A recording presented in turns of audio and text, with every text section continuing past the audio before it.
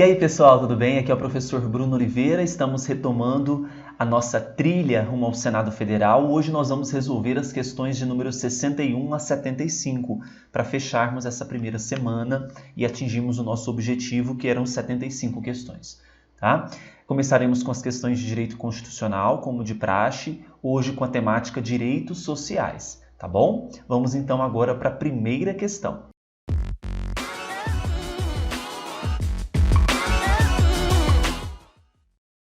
Questão de número 61 diz o seguinte: segundo a Constituição Federal, é direito dos trabalhadores urbanos e rurais ou A. Letra A. Seguro-desemprego em caso de desemprego voluntário ou despedida arbitrária. O seguro-desemprego ele vai ser cabível no caso de desemprego involuntário, tá, gente? E não voluntário. Se fosse voluntário, não teria direito ao seguro. B. Remuneração do trabalho diurno superior à do noturno. É o inverso. A do noturno é superior ao do diurno. Letra C. Remuneração do serviço extraordinário, que é a hora extra, superior, no mínimo, em 50% à hora normal. Muito bem. Corretíssima a letra C. Você vai encontrar esse dispositivo no artigo 7º, inciso 16. D. Gozo de férias anuais remuneradas com pelo menos 1/4 a mais que o salário normal. Não. As férias elas são remuneradas com pelo menos 1/3 a mais do que o salário normal. Letra E. Jornada de 8 horas para o trabalho que for realizado em turnos ininterruptos de revezamento. A jornada ela é de 6 horas para turnos ininterruptos de revezamento, tá, gente? Então, qual que é a correta? Letrinha C. Questão 62. O artigo 8º da Constituição da República trata dos princípios da associação sindical. Quanto ao Sindicato dos Trabalhadores no Brasil, assinale a alternativa que está correta. A. A participação dos sindicatos nas negociações coletivas de trabalho, ela é facultativa. Não. Nas negociações, essa participação ela é obrigatória. B. A defesa dos interesses coletivos ou individuais da categoria, inclusive em questões judiciais ou administrativas, cabe ao sindicato, na condição de representante da categoria. A letra B está corretíssima, tá? Vocês vão encontrar isso no artigo 8º, inciso 3º. Letra C. O aposentado filiado ao sindicato não tem direito a votar e a ser votado nas organizações sindicais. Gente, esse aposentado filiado ao sindicato, ele tem direito sim a votar e ser votado, tá? D. É permitida a criação de mais de um sindicato na mesma base territorial. Não, não é permitido. E. A filiação a sindicatos é obrigatória caso o trabalhador queira pleitear judicialmente créditos trabalhistas. Essa filiação ela é facultativa, tornando então a letra E incorreta. O gabarito ficou sendo qual letra? B. Questão 63. Segundo a Constituição, é direito dos trabalhadores rurais e urbanos ou A. Letra A. Remuneração do trabalho noturno majorada em dobro em relação à do diurno. Não, pessoal. A remuneração do trabalho noturno ela é superior ao do diurno, tá? Não se fala aqui, se você observar na própria Constituição, qual seria esse valor, tá? Letra B. Remuneração do serviço extraordinário superior no máximo em 50% do normal. A hora extra ela vai ser remunerada a mais, mas é no mínimo 50% e não no máximo. Pode ser mais? Pode.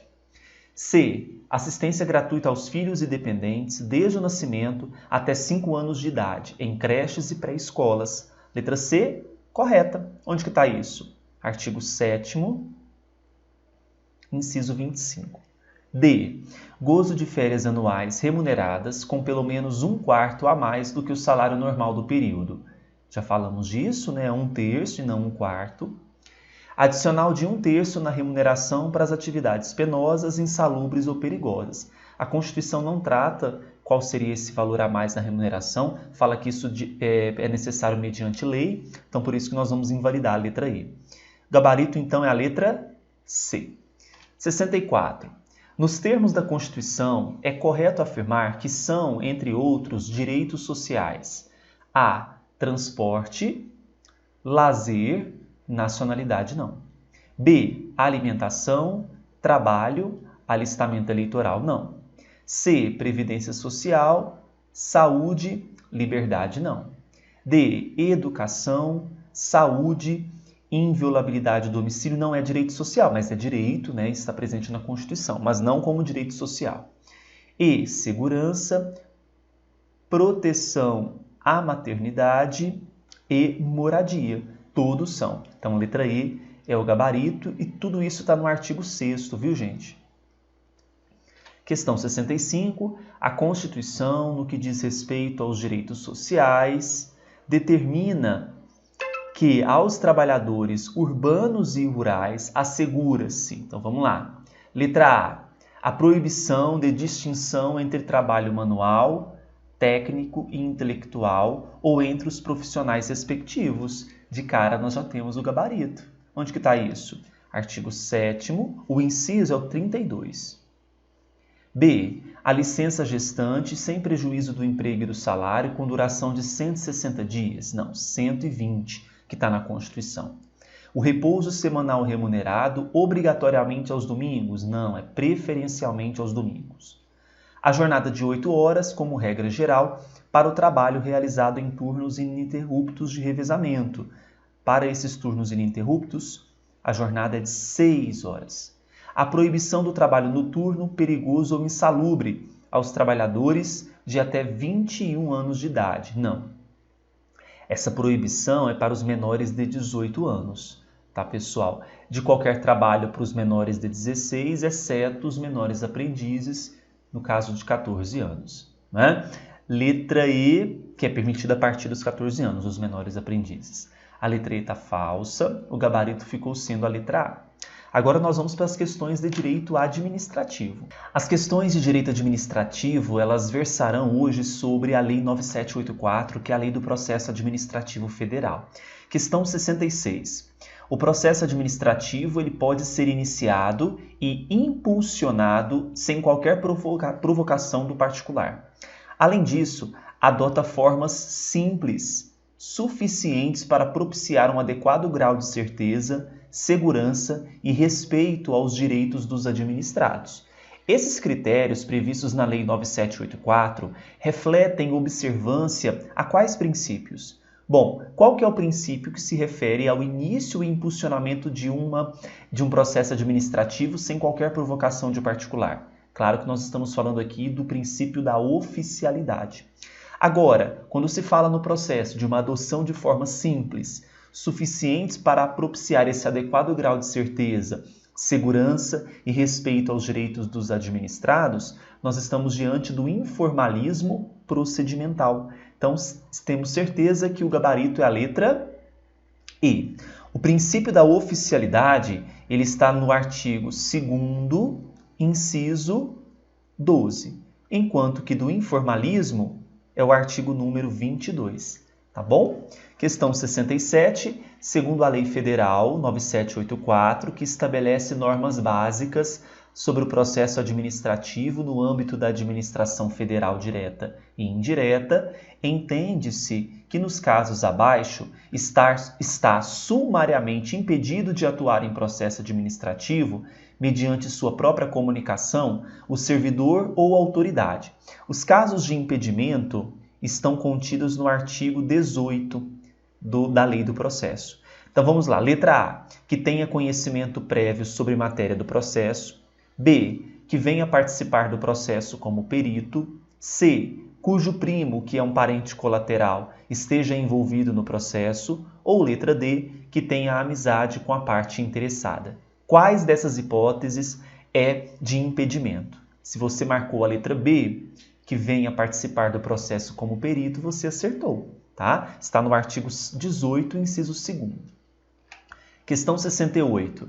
De acordo com a Lei 9784 de 99, o recurso administrativo deve ser dirigido a qual autoridade? A letra A diz que é aquela que tiver proferido a decisão, a qual, se não a reconsiderar e a reconsideração é de até 5 dias, no prazo de 5 dias, deverá encaminhá-lo à autoridade superior. Já é o que prevê o ordenamento jurídico, tá? No artigo 54, parágrafo 1º. Então, nós temos aqui que o recurso ele é dirigido à autoridade que proferiu a decisão. Se não a reconsiderar no prazo de 5 dias, aí que nós teremos um encaminhamento à autoridade superior. Tá bom? A letra A já é o gabarito da nossa questão, lembre-se disso. Questão 69. De acordo com a Lei Federal do Processo Administrativo, a administração pública deverá obedecer, dentre outros, o princípio da economicidade, do livre convencimento motivado, da especificação, finalidade ou supremacia do interesse público. O princípio que está, nós temos vários lá no artigo 2º, mas o que está nessas alternativas, que está no artigo 2º, é o da finalidade. Aí é o gabarito da questão. Questão 70. Nos termos da Lei Federal do Processo Administrativo, é correto afirmar que a competência para iniciar o processo administrativo, nos casos em que não houver previsão legal específica, é da autoridade de maior grau hierárquico para decidir? Não. Para iniciar, é da autoridade de menor grau para decidir. B. Pode ser delegada em sua totalidade? Não, gente. A delegação ela vai ser feita, mas parcialmente e não total. C. Para decidir recursos administrativos, poderá ser delegada a outros órgãos ou titulares em caso de manifesto interesse público. Não, é indelegável quando se referir à decisão de recursos. D. Se exerce pelos órgãos administrativos a que foi atribuída como própria, salvo se houver renúncia. De fato, pessoal, ela vai ser exercida pelos órgãos administrativos a que foi atribuída como própria, exceto nos casos de delegação e avocação. Não há essa exceção aqui de renúncia, tá? E admite delegação ou avocação nos casos legalmente previstos, mas é irrenunciável. Muito bem, a letra E está perfeita, é o que orienta o artigo número 11. Tá certo? Então vamos agora para as questões de processo legislativo constitucional. Tá bem bacana. Vamos então agora para as questões de processo legislativo, questão de número 71. Assinale a alternativa que indica uma matéria compatível com a edição de medidas provisórias. Então eu quero aquela assertiva que pode ser editada por medida provisória. Carreira dos membros do Ministério Público, pode? Não. Detenção de ativo financeiro, também não. Organização do Poder Judiciário, neca de Quitibiriba. E majoração de impostos, sim. Sobre isso você pode observar o artigo de número 62, parágrafo 2º. 72. A emenda parlamentar aos projetos legislativos que propicia a fusão de emendas parlamentares ou também permite fundir essas emendas a projetos de lei é denominada de emenda aditiva, redacional, supressiva, aglutinativa ou modificativa. Bom, falou de fusão, sinônimo aglutinar, unir, juntar. Então, nós estamos diante de uma emenda aglutinativa. Questão 73. As matérias de competência exclusiva do Congresso Nacional, sendo dispensada a intervenção do Poder Executivo, muito menos a do Poder Judiciário, são materializadas por, letra A, decreto legislativo, B, portarias, C, leis complementares, D, resoluções ou E, normas específicas. Gente, as matérias que são exclusivas do Congresso Nacional, que estão no artigo 49 da Constituição, elas vão ser materializadas pelo chamado decreto legislativo. O decreto legislativo está previsto no artigo 59, inciso 6º. Então, a letra A é o nosso gabarito. Questão 74. Um senador propôs um projeto de lei que cria cargos e empregos públicos em uma autarquia federal, sendo o projeto votado e aprovado regularmente em ambas as casas legislativas, indo, então, ao presidente da República para sanção ou veto. Considerando essa hipótese, é correto afirmar que o presidente... Gente, quando a matéria ela é discutida e aprovada, referente a um projeto de lei, vai ao presidente para sanção ou veto, que deverá acontecer no prazo de até 15 dias úteis. Nesse caso específico, o senador ele propôs um projeto de lei que cria cargos e empregos públicos em uma autarquia. Esse tipo de projeto é de competência exclusiva do presidente. Então há um vício aqui de iniciativa, há um vício formal. Então o presidente deveria vetar esse projeto por conta de uma inconstitucionalidade formal. Dentre as alternativas, a melhor é a letra A. Terá o prazo de 15 dias úteis para sanção ou veto, contados do recebimento do projeto, mas ainda que concorde com o seu conteúdo, deve vetar o projeto de lei por inconstitucionalidade formal. Letra A será o gabarito da questão 74, segundo o artigo 61, parágrafo 1º, inciso 2º, a linha I. Questão 75.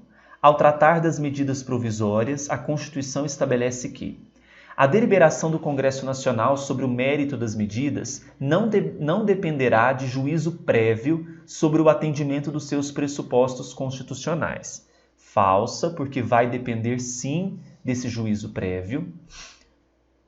B. É permitida a reedição na mesma sessão legislativa de medida provisória que tenha sido rejeitada ou que tenha perdido sua eficácia por decurso de prazo. A gente já falou várias vezes, né? É vedada essa reedição de medida provisória. C. Caberá à comissão mista de deputados e senadores examinar as medidas provisórias e sobre elas emitir parecer antes de serem apreciadas em sessão separada pelo plenário de cada uma das casas do Congresso Nacional. Letra C está verdadeira. Realmente haverá essa apreciação por comissão mista. Artigo 62, parágrafo 9º.